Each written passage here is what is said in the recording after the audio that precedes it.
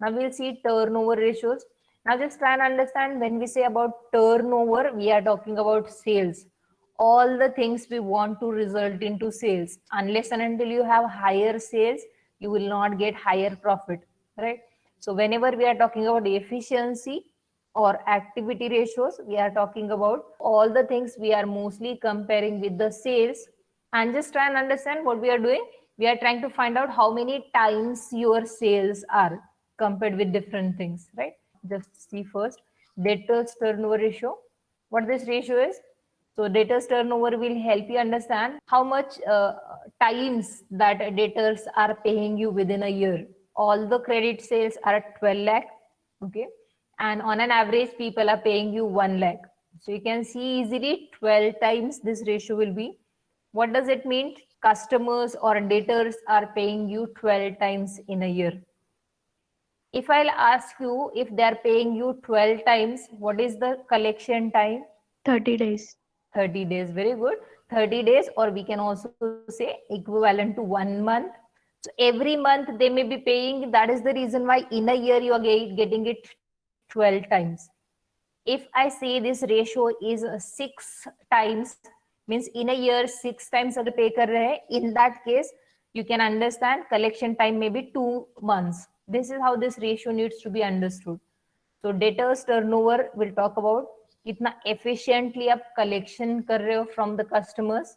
Now tell me whether it is good for you to have higher turnover. 6 times is better or 12 times is better? 12 times. 12 times, because you are recovering that amount as fast as possible. That will reduce your bad debts. जितना ज्यादा time दोगे आप customers को for making payment, chances of bad debts are going to increase, right? So next ratio is easy to calculate once you have understood this. So what we do normally, so you can make use of any of this 1 2 3 may say, depending on the information given in the sum. Okay, so if turnover or time is to be found out in days, just like as you said 30 days, if you make use of this, then 30 days will come. If I want to find out the time, collection time in months, then I'll make use of a 12, then 12 months and 12 ratio, that will be 1 month. 365 days divided by suppose 12, then that will come 30 days ke around aega, right? This is how, depending on the information given in the sum, in a year 365 days are there. If you want to find out weeks, almost 52 weeks are there. And if you want to say months, so in a year 12 months are there. So depending on information, you may be using this or this, okay, divided by debtors turnover ratio. Next, creditors turnover. Now creditors are the ones from whom you have purchased on credit basis. So credit purchases will cover, divided by average accounts payables. Now just try average. Here also average you will find, यहाँ पे भी average. So what average you are going to take? Opening and closing debtors divided by 2. So average, how you find out average? Adding two balances divided by 2 is the average. So here also opening creditors and closing creditors, we are going to add it first, then we'll divide it by 2, because दो time का information है वो. So that is how you will get the average. Now always remember, when you are finding out average debtors, you need to add debtors as well as bills receivables. Okay, don't get confused. Bills receivables and debtors both will be accounts receivables. Okay, when you are talking about accounts payables, you are not going to only cover creditors. Creditors plus bills payables, दोनों मिलके opening balance plus दोनों का मिलके closing balance, then divided by 2, then average you will get. Okay, I'm not mentioning it here to avoid confusion. Okay, normally you have only creditors, but if you have bills payables also, then creditors and bills payables दोनों मिलके opening balance, creditors and bills payables दोनों मिलके closing balance, and दोनों addition करके divided by 2. Creditor को we are making payment, तो creditors payment, how you will be finding it out? So same thing, depending on time. Okay, 365 days or 52 weeks or 12 months divided by, sorry, here creditors turnover we are talking, यहाँ पे गलती से हो गया, creditors turnover ratio, right? So suppose creditors turnover ratio is suppose 6. it means in a year 6 times you are making payment. We are talking about payment here, okay? When we are talking about here, we are talking about collection, how frequently you will collect and how frequently you will pay. Now tell me, if the ratio is 12 times or 6 times, which one is good for you, creditors ratio? 6 times. 6 times, very good. If you get more time for making payment, that amount you can utilize in the business for some time. Now suppose if I have to pay 1 lakh immediately, तो क्या होगा, मेरे पास से 1 lakh I have to make payment, तो मेरे पास से 1 lakh गए, right? So if I'll get 1 month's time or 2 months time for making that payment, now that 1 lakh I'm not paying immediately, so that 1 lakh I can use it in business for this month and also next month. Okay, so that is going to reduce my working capital requirement. This we want less, this we want more. Try and understand, this is income, this is payment, cost hai aapke liye.